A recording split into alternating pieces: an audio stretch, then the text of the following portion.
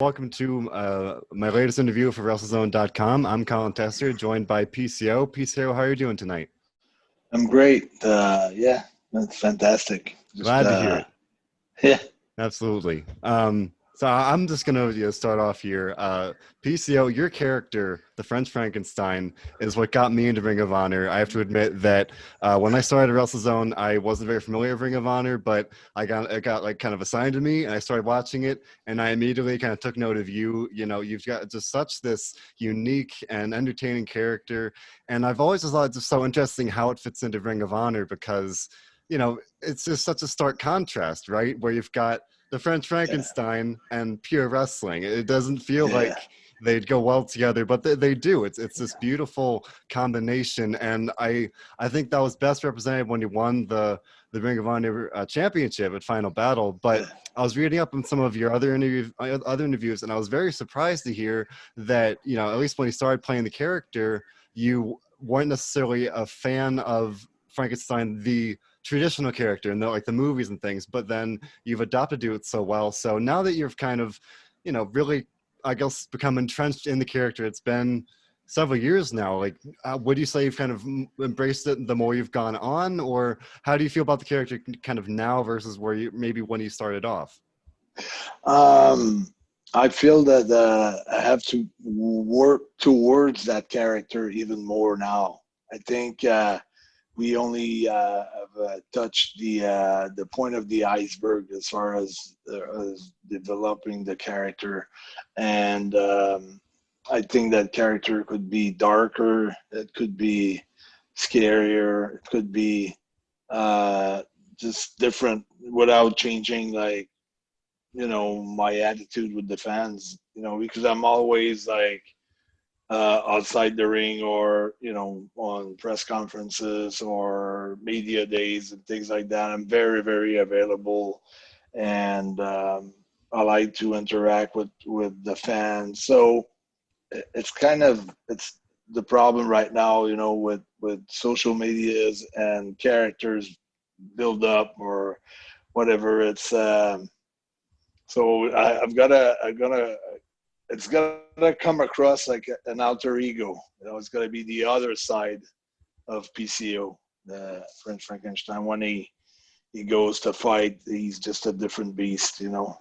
Just a different story. And I would like to really reinforce my entrances. I've got also ideas for exiting the ring, for different finishes. I'd really like to emphasize more on the fact that the French Frankenstein runs with the electricity and that it could be harmful for others, but not for himself. So, so I think, because I think there's so many directions that we could go with this character, and we haven't tapped into the full potential yet. So I think that's very true. That's my thought. That's my thought on it. Yeah, I noticed that. As I just said, with the Final Battle 2019, I think that kind of, at least in my memory, serves as kind of, at least again, what I can recall, maybe the perfect encapsulation of the PCO character that we've seen so far, where we had you got electrified by the car battery, and you used the hearse and everything. It felt very. I hate to say cinematic because that's taken on certain connotations in wrestling right now. But something to that effect, where you go with those, those elements that wouldn't necessarily be in a normal wrestling match. But do you think that in some way, like maybe the pandemic has affected some, as you were just saying, some of the potential utilization of the character to a more full extent? Because obviously pretty much several months just kind of Ring of Honor went dark, and would you say that's kind of delayed some of the potential plans you may have been hoping to do, or something? How would you say that's really affected your career in that sense? We can look at it like both ways. We can look at it like maybe because I don't think we were on on the go to change anything about the character. So I think it could be a good reset, to change a few things. After the pandemic, I don't think I can work on different things during the pandemic, but I think the interest, if we look at ratings of all pro wrestling shows right now, I think the ratings are not what they used to be. So I think it's time to work on different things and on some stuff that maybe once everything restart and everybody wants to go to every show and everybody goes crazy and everybody wants to drink and to party and to have fun, to be entertained, I think that should be a perfect timing to go with something big, to come out something like very different, very big. That's what that's how I envision. So in a way, uh, not that it's positive, but there's nothing that we can do about the pandemic, so might as well use it in a positive way. So that's Absolutely. that's my that's my take on it. Of Now, well, course, I would have liked uh, to be, I would have liked not to have to go through a pandemic for sure. I think right. it wasn't good for anyone. No, of course. But yeah, While we're on the subject, something that I think it's just natural to question. I remember, I think at the end of last year, you had said that you re-signed with Ring of Honor. I think it was a 2-year contract, and you were, at least back then, I think mentioned that you were planning on kind of using the summer to kind of assess things in terms of what you might do in the future. But with the pandemic, you really kind of, again, as I said, Ring of Honor went dark for a couple months. You didn't get to have that stretch where you're kind of competing, not necessarily every night, but on a regular basis. Would you say that the pandemic has potentially affected your looming, if not free agency, that evaluation process, because you haven't been able to go out there and compete as much as you may have wished? yeah, probably. Yeah, it's hard for me right now to establish any type of I don't know, like to gauge anything basically because um,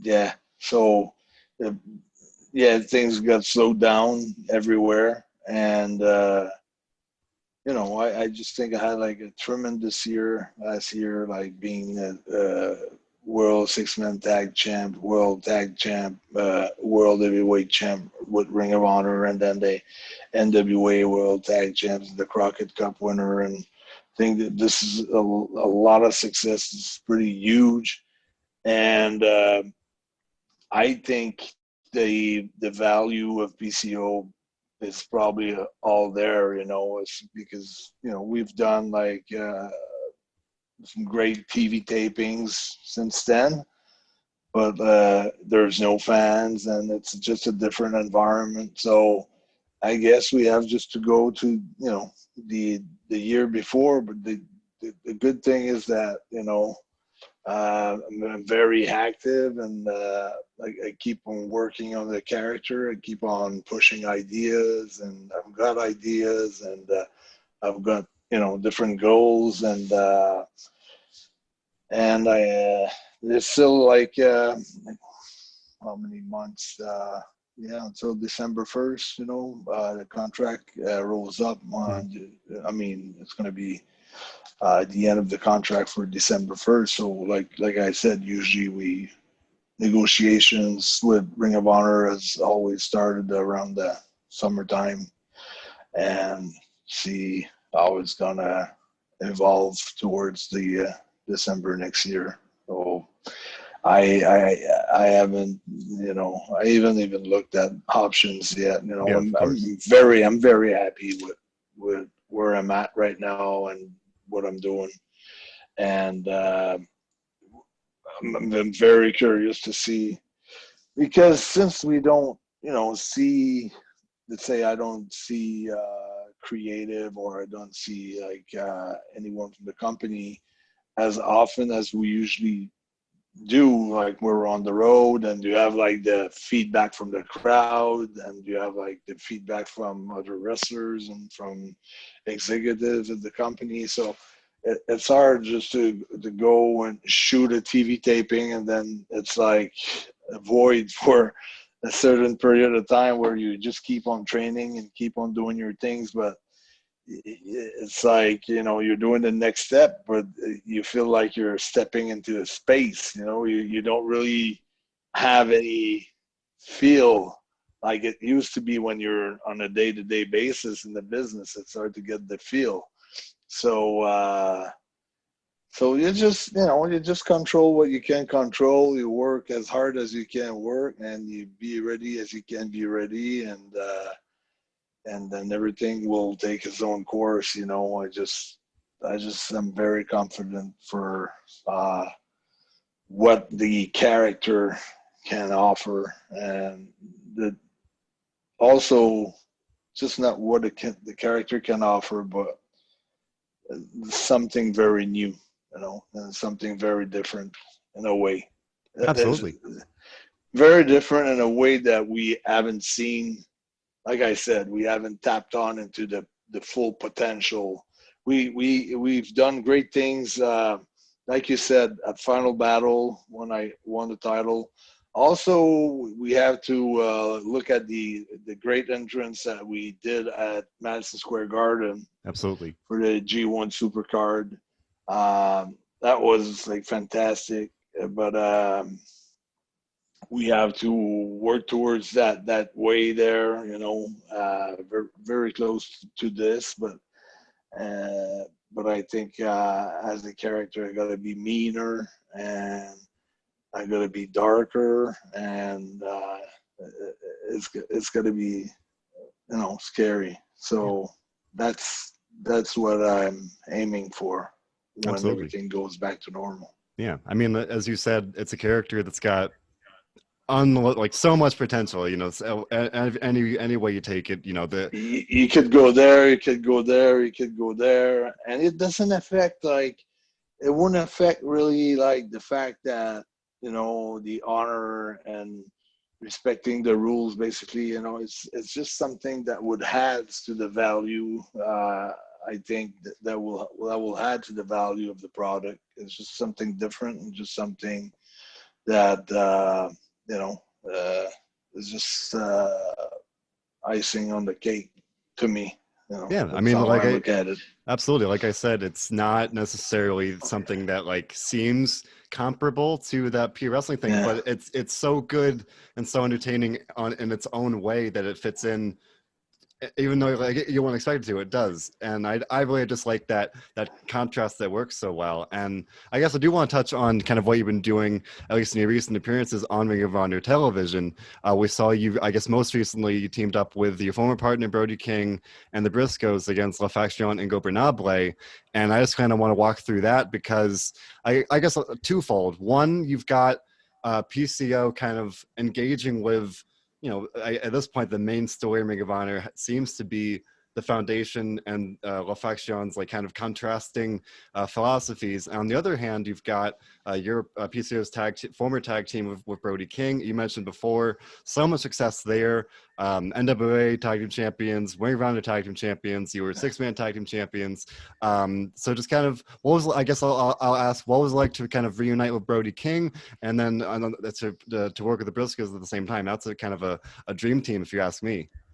Yeah, yeah. I was very happy also at Final Battle when it was teamed up with Mark Briscoe, because I think Mark could be Mark, and I could be who I am. We don't have to be like really like you know, like for instance, when I was a Quebecers, it's almost like two brothers, almost like two brothers dressed up the same ways, like the Briscoes. They both have the army pants and the shirt and the same beard. But with PCO and Mark Briscoe, let's say you put them together, and let's say because like I was happy to team with Mark because I know the Briscoe's been there for a very, very long time, and they've been like so many 12 or 13, 12 times, I think, Ring of Honor World Tag Team Champs. And uh, I was on my mind. I was thinking, okay, so Jay's going into like a solo run right now, and be cool to team with Mark, like the two craziest like character in the Ring of Honor roster put together. So it got like a lot of fans very excited about that reunion. Like me and Mark together, I think we could complete you know each other very well, and but so many things happened. So some guys got infected with the pandemic that couldn't be there, and plans have changed. And I don't know if it was supposed to be a long time, like I guess 6 month or whatever terms run. But nonetheless, I'll let the Ring of Honor creative decide, how they want to use PCO at the best advantage possible, and I'll go from there. And like I said, I can only control what I can, and I don't want to lose sleep on things that I cannot even control. I can suggest things, I can bring up ideas, but I certainly don't control anything in my hands. So other than my own destiny, Right. basically. Yeah, but I was happy. That was a cool thing. But in my mind, Brody King went pretty vocal about wanting to be in a single run, um, and that I don't mind that too either. To be on my own, or I would love to have like the distro with me more often. If not like on a full-time basis. I think the fans would love that too. But I'm like I said, why doing it during the pandemic? I think it would be, you know, I don't think it's. I don't think right now it's a the best timing, but eventually maybe it could be something pretty cool. Absolutely. And you mentioned your team with the Quebecers, and I wanted to bring that up because I guess it's just interesting to compare the success you had with Brody King, and you just mentioned your team with Mark Briscoe. But how would you kind of compare? I guess we were at your point at the point in your career with them versus you kind of broke in in a tag team with the Quebecers, and like I guess it's just interesting to kind of note that contrast where you're kind of entering at that point you're entering WWF as a tag team guy, but then by the time you teamed with Mark and Brody King, respectively, you were very much kind of established on your own, and then you teamed with them. So how would you kind of contrast that experience? Well, it's I'm really focused on the solo career. That's really where my energy is. But uh, I've been with Jock for a few years before. Prior to that, I was part of another great tag team called Double Trouble over in Europe and pretty much all over the world. And I've had a lot of success in tag teams, and I'm used to tag teams. So that when it comes around to function as a tag team, for me it's like comfort zone. It's easy. So but if you want to compare the era the eras, they're very different, because I think even though we had like such powerful and devastating moves, as the Quebecers, we're known mostly as a coward team. Well, if you look at me or Mark Briscoe or me and Brody King, we are like the alpha males basically of the ring. It's like more we're taking control of the action. It's pretty much a total different game. So even the French uh, Frankenstein character is a character who is not afraid of anything, and wouldn't back up from anybody or for any situation, and will always go forward, even with an arm missing or a leg missing or an eye missing or whatever is missing. It's Right. just like the Terminator. It just keeps on going and going, you know. So that's the traits. That's the traits of PCO. It's just nothing can stop him, and it just keeps on coming. I mean, I've always admired that. I was listening to, I think it was your appearance on the Ring of Honor Strong podcast, and you were talking about how basically, you know, you literally do have a reduced, or I should say, a heightened pain threshold where like you take Yeah, these crazy bumps and you just keep rolling. And like a lot of the time, I know I'm watching and I see you do the, you know, you like do the senton on the apron, and that's the hardest part of the ring, and you just keep on trucking, and it's just yeah, it's to me it's amazing. And I think that's one of the reasons why. I can speak for myself, and then I would imagine many other people. It's just so crazy to see you like a man of your size, and now you've been in the business so long, like you've got all these years on your body, but you're still performing at such a high level. And as I mentioned earlier, we saw you in that 8-man tag team match, and you haven't missed a beat even with the pandemic. And I heard you talked about it on that podcast, where even though you don't have a live card to play off of, you would think some would think that would kind of reduce the adrenaline, but you're still performing for fans, so you're yeah, still doing these crazy things, and it's just yeah. I gotta say it's And it's I it's impressive and and concerning, but on you know, and in all honesty, I don't even have to force myself to take those bumps. You know, I literally feel like while I'm up in the air and I'm just about to land, this is like always like the best thrill of my life. This is like what I thrive for. It's like, and once I hit and bounce, you know, it's like, oh, that felt so good. So it's just like, for me, taking bumps, it's not a job. It's not something that takes a lot for me. Like you know, I took for, I think, Jay Little and Gresham. I took the Doomsday, and and it's like sometimes guys they like, oh no, we don't have to. You know, we can do something. No, I want to do it. Like personally, it's cool for me to do it. You know, and sometimes I shouldn't do it because I feel like I should wait like in the people's mind, I should weigh like 1,000 pounds. Uh, and I want to play my character like this, but in the meantime, I want to give something different, and I want to give a lot to the crowd, to the fans, without burning the character, you know, without making my character look like not heavy enough or easy to pick up or something like that. So I gotta be very, very. Uh, I'm walking on a thin line there on a gray zone where I have to be careful of what I want to do. But in the meantime, I'd like to please the fans. But in the meantime, I want to stay.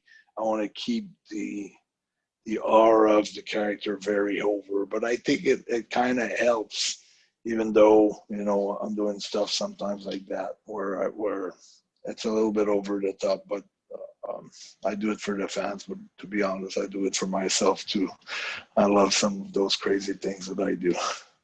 I mean that's what counts, right? I mean, I know as I could say, as I said, I know I appreciate it. I know a lot of fans do, but ultimately you're the one that's doing doing these bumps. So as long as you're having a good time and you like doing My it, my feeling is like the way that my body feels, you know, it doesn't feel like, oh, I'm gonna do this just because I feel like I need to do it, but I'm doing it because I can and because I'm having fun doing it. You know, it's not something that I feel pressured to do. You know, it's coming 99.9% of the time. All those crazy bumps, like when I took the power bomb on the floor at Madison Square Garden. mm-hmm.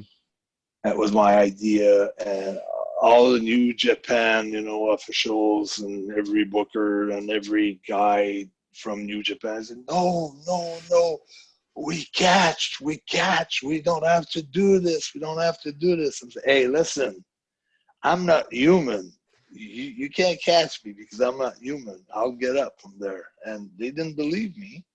And, arguing and arguing, arguing, and making sure and having Brody King on my side because he knows, because I've been through a lot of things, even with MLW when I jump off the second balcony onto the table, like nobody wanted me to do it. And Brody goes, just let him do what he wants. He's going to do it anyway. So when Brody told them, he knows because he always does that. And then they finally said, okay, we'll give you the green light. And then, so I went and did it. So, Yeah. Last question here to wrap up, but I mean, I guess do you have any concern that, I guess basically by now as the years go on, the mileage on your body, like even if mentally you're like, I want to keep doing this, I love it, it's fun, and you just said like, I'm going to keep doing the crazy bumps because I enjoy them, but even if you don't feel the pain, do you worry that your body like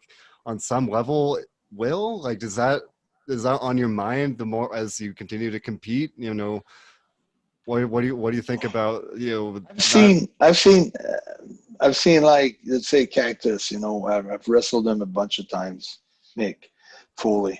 And, and I couldn't believe when he was coming to the arena, the way he was walking, he felt like he was already injured, like not he felt, but I don't know how he felt, but he looked like he was already injured. Right.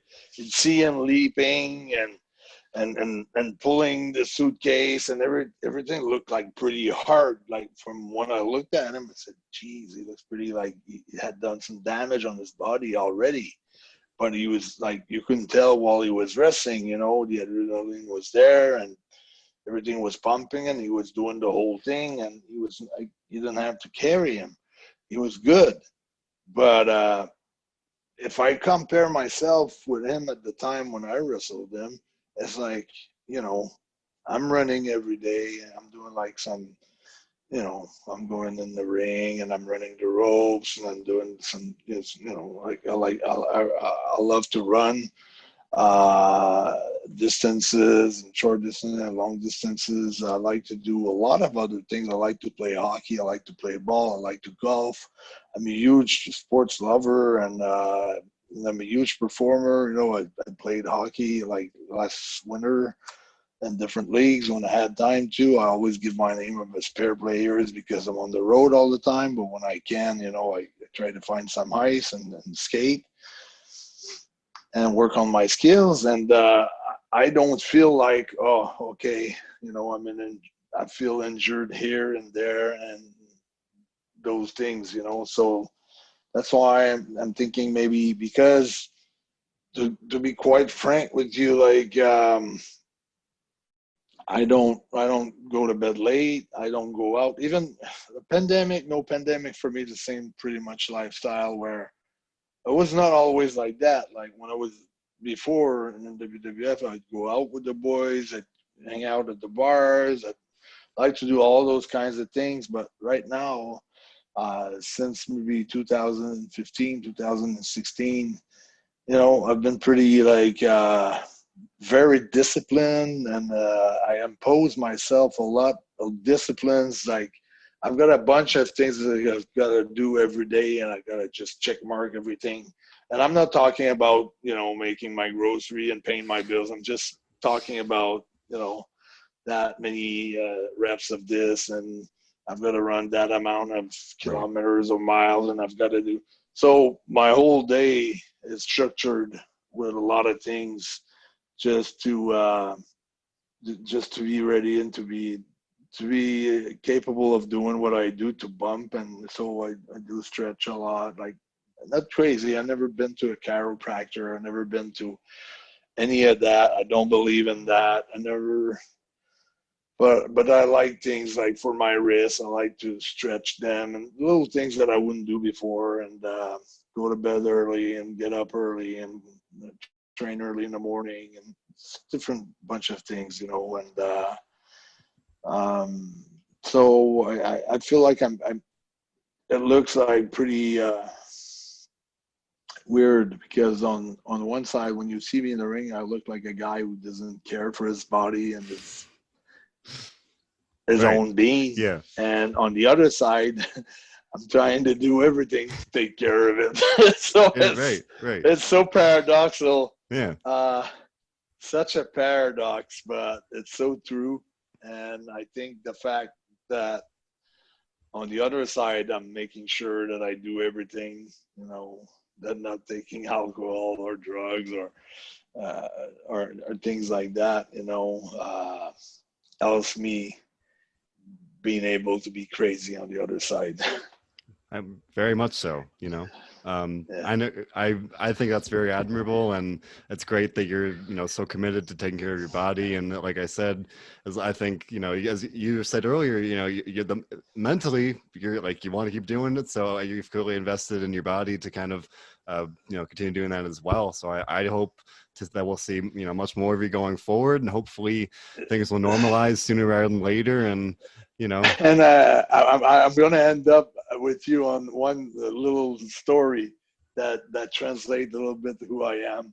I went to my mom's house I think last week, and my daughter's only 12, and she was there. She's playing outside, upstairs in the house, and my mom hands me a pocket, for a rice the sack, where you just undo the top, and then you put it like for 2 minutes in the mhm. microwave.